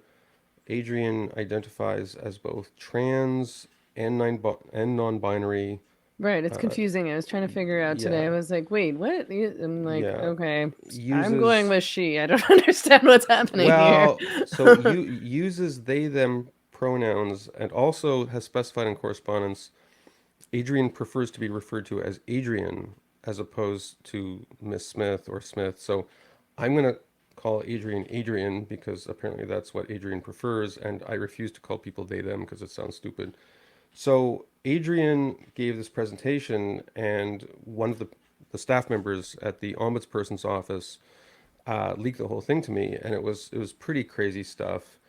Um, but Adrian said at least twice, yeah, there's like hundreds of people, trans people, being slaughtered annually, which isn't inaccurate if you look at the planet of 7 billion people. However, the Mm. context of it would have been taken by a reasonable person to suggest that Adrian was talking about Canada. But even then, hundreds, I think, would still be inaccurate because I've I looked at the think numbers and I it's know that there's 140 or something, 150. But I mean, a lot of it. I mean, like look, worldwide.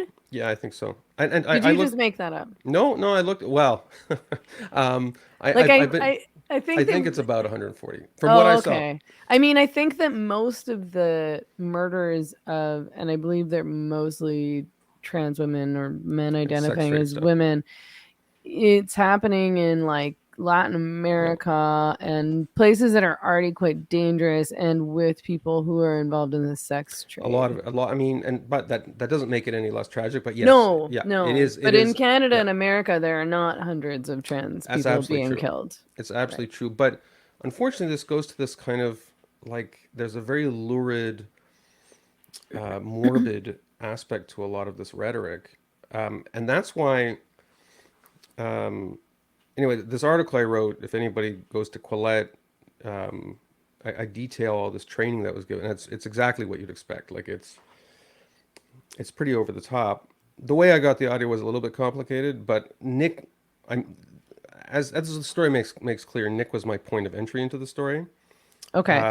And But so was Nick your point of entry into the story because he filed a complaint against Adrian Smith? Is that how you got so involved? yes, so the documentary trail here is that Nick was the one who filed a complaint against Adrian with the Law Society of British Columbia, and then Adrian, being a lawyer, was forced to self-defend, and then there was this document trail, and I got a hold of those documents through other means. And then this, I sort of pulled a thread, and then all the recordings and the documents came out. But what happened at the ombudsperson's office isn't exceptional. Like there's trainings like that go on all over the place. And And again, what was the point of the training and why, is this something that's it was well all intended. government employees are subjected to? So this was originally well intentioned because the ombudsperson's office fields complaints from people in British Columbia or employees or prisoners who feel hard done by government services. They say, "Hey, I'm a prisoner. I'm being kept in solitary confinement because I'm black," or I work for such and such an office and I'm being denied a promotion because I'm a woman. And in some cases, I'm sure they get complaints that say, "Hey, I'm trans and I'm being mistreated." So it's not unreasonable to say, okay, we're going to give our employees training in like issues related to transgender stuff. However, in the case of this training, anybody who knows Vancouver local politics, Adrian is, shall we say, an uncompromising presence when it comes to this issue.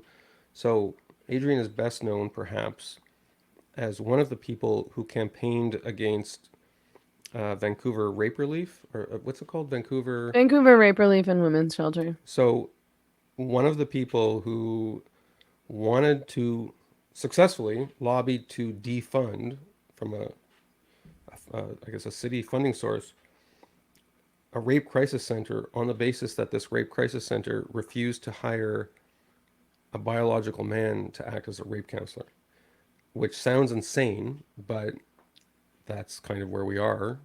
And Adrian helped lead the charge on that. This is the person that they brought into the ombudsperson's office to give training, which is crazy. Um, the, I the other thing I wrote about this issue, and again, I should go soon because I don't think I was making sense when this podcast started, and I probably went downhill from there. But We talked about a lot of stuff. we did. But I think the height of my lucidity was in disc golf.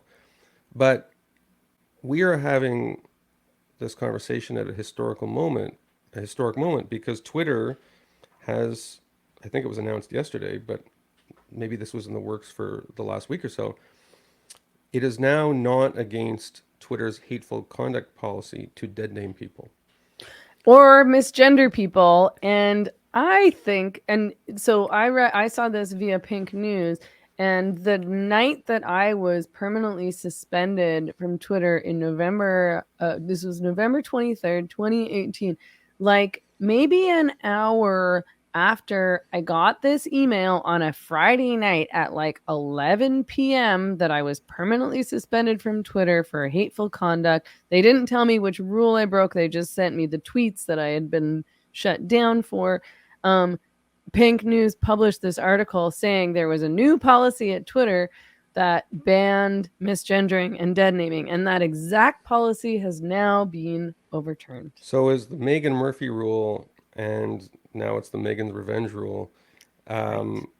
And I wrote an article for Substack about how the dead naming rule wasn't just dumb because, you know, Elliot Page was Ellen Page. Like it's not.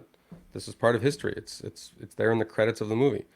Um, but it isn't just that the Twitter rule is dumb. The whole idea of dead naming is so unnecessarily lurid and morbid.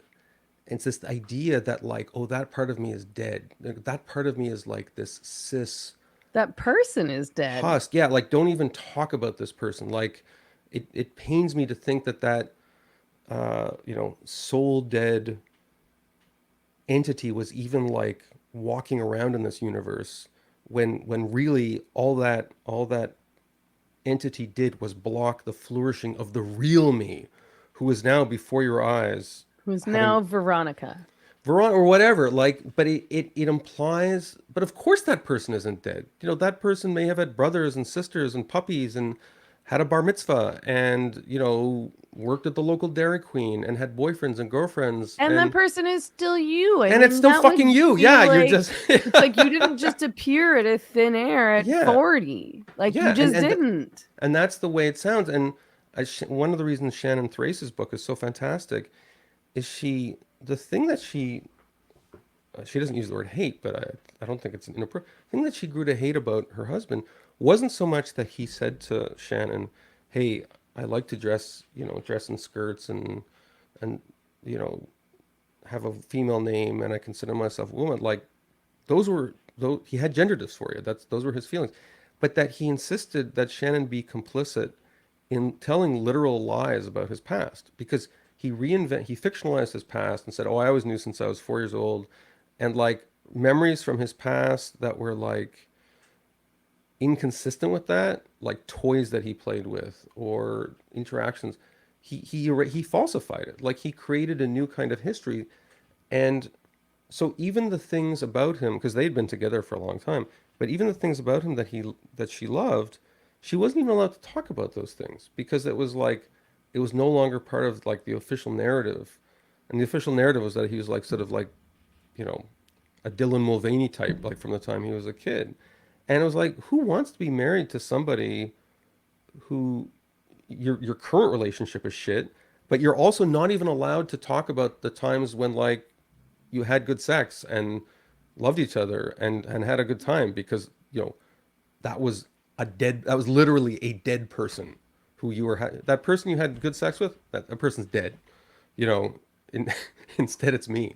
Like how can Yeah, you and that's the person that she fell in love with. So she fell in love with this she's a man widow. and She's a widow. had a like beautiful life. Like they had a good Yeah. relationship until he went through this transformation and she, yeah, and she's supposed to discard all of But that. this goes back full circle to our conversation about how why women are more vulnerable to this than men, because the book is painful to read because you're Yeah. reading it and for half the book you're saying like, Shannon, like Yeah.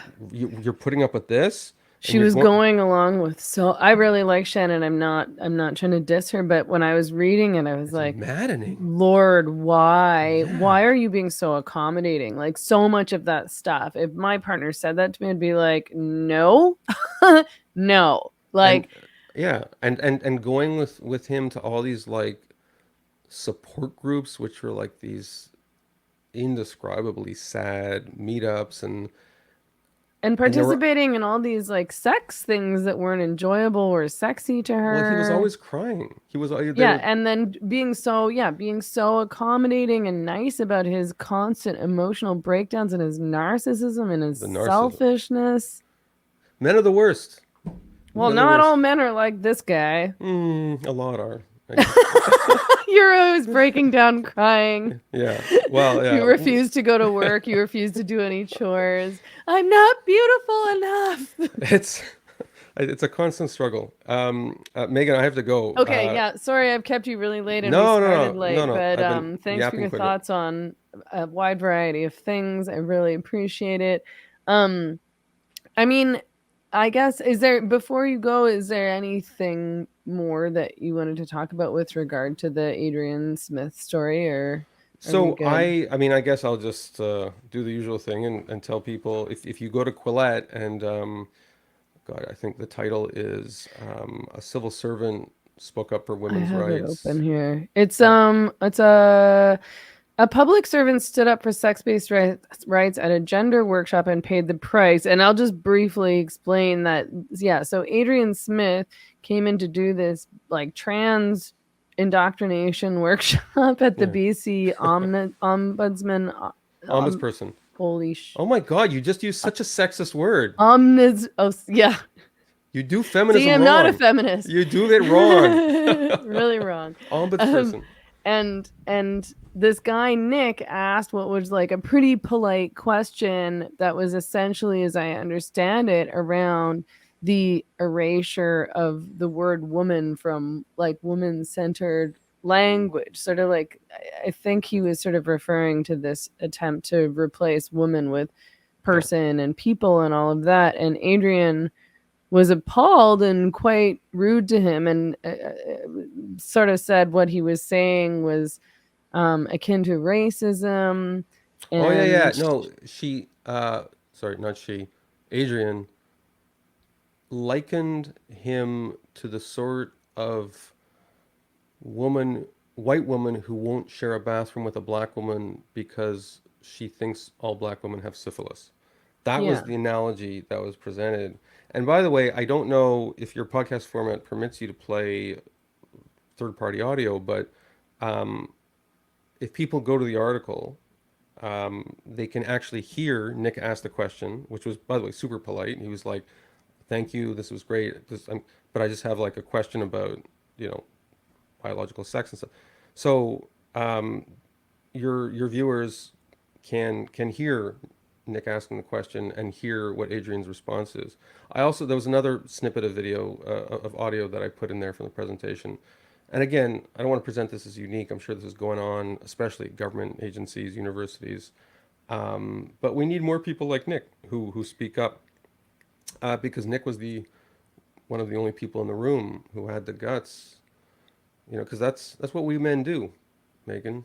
we're heroes. You've got the guts. We're heroes. Whether in the UFC ring or at the ombudsperson's office. Well, No, and I but I mean, think, but as a result of Nick asking this very polite question, and he talked about, he was like, there's a lot of women in my life who have concerns about this, and Adrian was very rude, compared him to a racist, and said, in response, I think, to his complaint that he had spoken in a dangerous and dehumanizing manner, which is not true, and said that he made comments that implied that trans people aren't valid, and had been engaged in a search for authorization to discriminate against people who identify with a gender that's not their assigned sex, which is profoundly transphobic. So she, after all this, accused him of all sorts of other so stuff. But he didn't he leave his job, or something Nick happened? eventually left the job.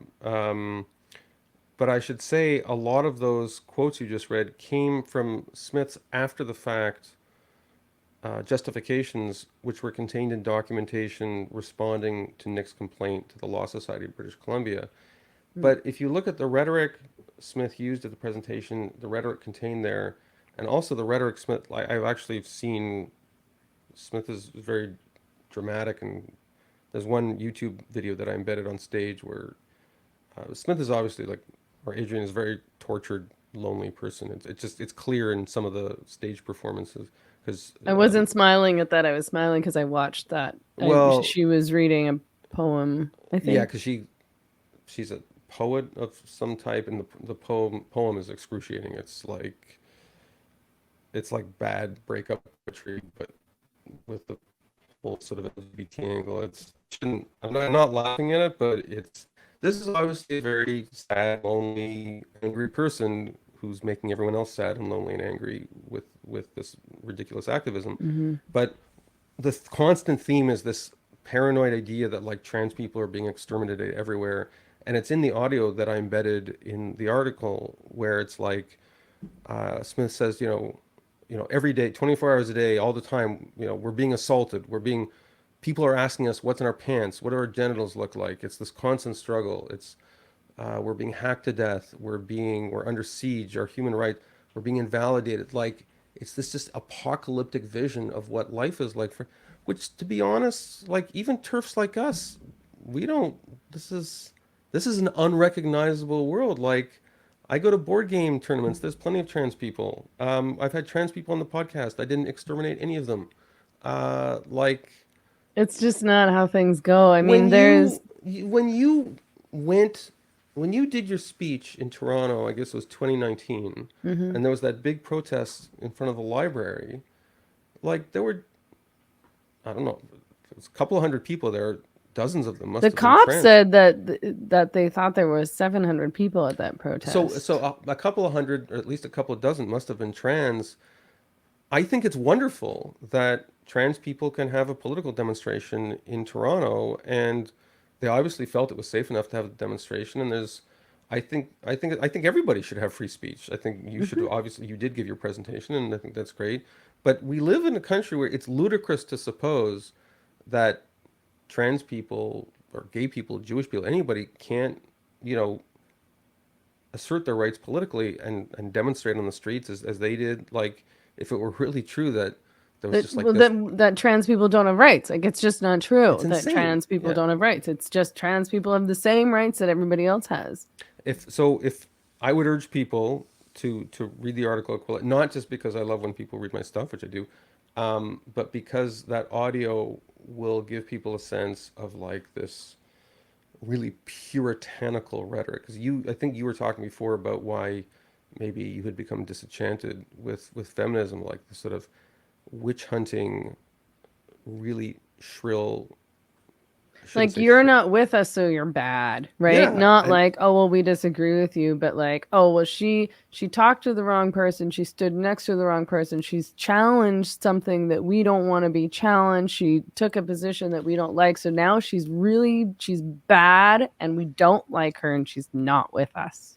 wow, it's scary how that just came off your tongue like that. Because Like, almost like you've said these things yeah, it was before. like what it's like you're one of these gang members who goes into schools to teach people not to be in gangs. So, No, stay out of feminism. It'll happen to you. I'm joking. um, well, thank you for having me on. That So was yeah, fun. thank you so much. I know it's really late your time, so I appreciate all this really like valuable information about disc golf and baseball. Yes, and all that other stuff.